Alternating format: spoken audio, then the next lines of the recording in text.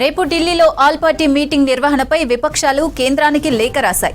5 రాష్ట్రాల అసెంబ్లీ ఎన్నికల తర్వాతే అఖిలపక్ష భేటీ నిర్వహించాలని కేంద్రానికి ప్రతిపక్ష నేతలు లేఖ రాశారు. రాజ్యసభలో ప్రతిపక్ష నేత ఖర్గేతో పాటు డీఎంకే, సిపిఎం, ఆర్జేడీ సహా విపక్ష పార్టీల నేతల సిగ్నేచర్లతో పార్లమెంటరీ వ్యవహారాల మంత్రి కిరణ్ రిజిజుకు లేఖ రాశారు. ప్రధాని అధ్యక్షతన అఖిలపక్ష సమావేశం నిర్వహించాలని ఈ నెల 16న లేఖ రాసిన విషయాన్ని విపక్ష నేతలు గుర్తు చేశారు. నారీ వందన్ అభియాన్ 2023 బిల్లును సవరించేందుకు కేంద్రం యత్నిస్తోందని ప్రతిపక్ష నేతలు అనుమానం వ్యక్తం చేశారు. ప్రభుత్వం ఏం ప్రతిపాదించాలనుకుంటోందని వివరాలు నోట్ను అఖిలపక్ష సమావేశంలో ఇవ్వాలని విపక్షాలు డిమాండ్ చేశాయి. దీనికి సంబంధించి మరిన్ని డీటెయిల్స్ మదార్ అందిస్తారు. మదార్, కేంద్రం ఆల్ పార్టీ మీటింగ్ విపక్షాల లేఖపై అప్డేట్స్ ఏంటి? సిరి, రేపు సాయంత్రం 5 గంటలకు కేంద్ర రక్షణ శాఖ మంత్రి రాజ్నాథ్ సింగ్ నేతృత్వంలో ఆల్ పార్టీ మీటింగ్ నిర్వహిస్తామంటూ కూడా కేంద్రం ప్రకటించింది. ఈ నేపథ్యంలోనే విపక్షాలు ఒక లేఖను విడుదల చేశాయి. ముఖ్యంగా రాజ్యసభ ప్రతిపక్ష నేత మల్లికార్జున ఖర్గే సహా డిఎంకే, అలాగే సిపిఎం, ఇతర పార్టీలకు సంబంధించిన ఎంపీలు సైన్ చేశారు ఆ లేఖ పైన. కీలకంగా అఖిలపక్ష సమావేశాన్ని ఇప్పుడున్నటువంటి పరిస్థితుల్లో నిర్వహించకుండా 5 రాష్ట్రాల ఎన్నికల పూర్తయిన తర్వాత, అంటే ఏప్రిల్ 29 తోటి బెంగాల్లో సెకండ్ విడతకు సంబంధించినటువంటి పోలింగ్ ముగుస్తుంది. ఆ తర్వాతే ఆల్ పార్టీ మీటింగ్ని నిర్వహించాలంటూ కూడా డిమాండ్ చేశాయి. దాంతోపాటు గతంలో ప్రధాని అధ్యక్షతన ఈ ఆల్ పార్టీ మీటింగ్ని నిర్వహించాల్సిందిగా ఈ నెల 16వ తారీఖునే విపక్షాలకు సంబంధించిన నేతలు లేఖ అనేది కూడా రాశారు.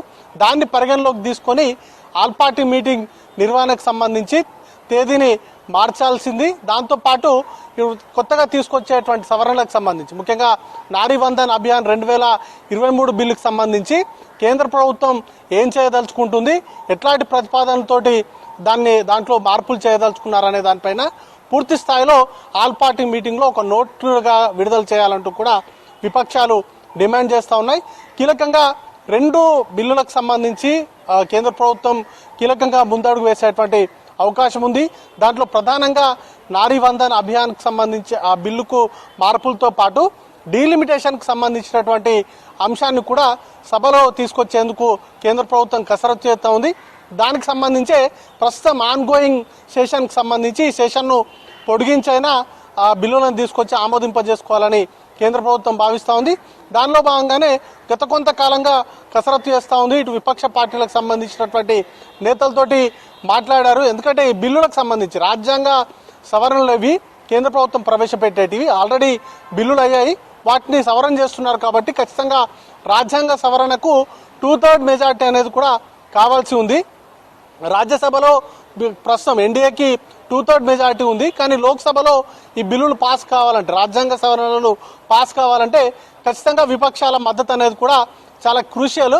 కాబట్టి ఇప్పుడున్నటువంటి పరిస్థితుల్లో ఈ బిల్లులను తీసుకొచ్చినట్లయితే, ఎందుకంటే విపక్షాలు ఆల్ పార్టీ మీటింగ్ డిమాండ్ చేయడంతో పాటు ఏ మార్పులు తీసుకురాబోతున్నారు, కేంద్ర ప్రభుత్వం ఎట్లాంటి వ్యూహాలతో ముందుకు రాబోతుంది, వీటి అన్నిటికి సంబంధించినటువంటి నోట్ అడుగుతున్నాయి. కాబట్టి ఖచ్చితంగా లోక్సభలో విపక్షాలకు సంబంధించినటువంటి మద్దతు అనేది కూడా చాలా క్రూషియల్. కాబట్టి అన్ని పార్టీలను కలుపుకొని వెళ్లేలాగా ఆల్ పార్టీ మీటింగ్ నిర్వహించి దాంట్లో కేంద్ర ప్రభుత్వం ఎలాంటి మార్పులు తీసుకురాబోతా ఉంది ఏంటి అనేది ప్రకటించాలని కేంద్రం భావిస్తూ ఉంది.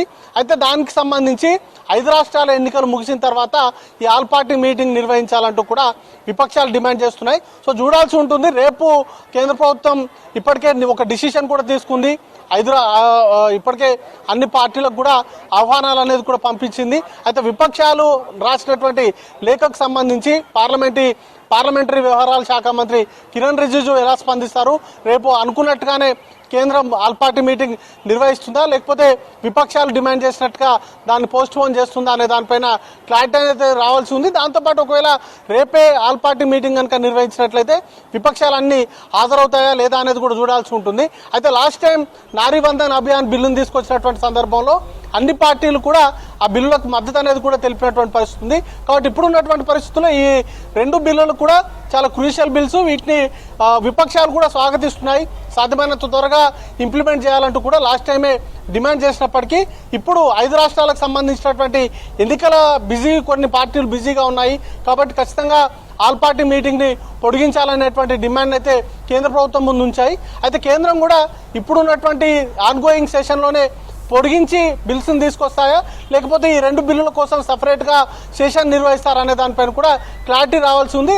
ఏదేమైనా రేపు జరగబోయేటువంటి ఆల్ పార్టీ మీటింగ్లోనే ఈ సెషన్లో బిల్స్ తీసుకొస్తారా, లేకపోతే ప్రత్యేక పార్లమెంట్ సమావేశాలు నిర్వహించి రెండు బిల్లులను ఆమోదించుకుంటాయా అనే దానిపైన రేపు జరగబోయేటువంటి ఆల్ పార్టీ మీటింగ్లో ఒక స్పష్టత అనేది వచ్చేటువంటి అవకాశం ఉంది. సిరి.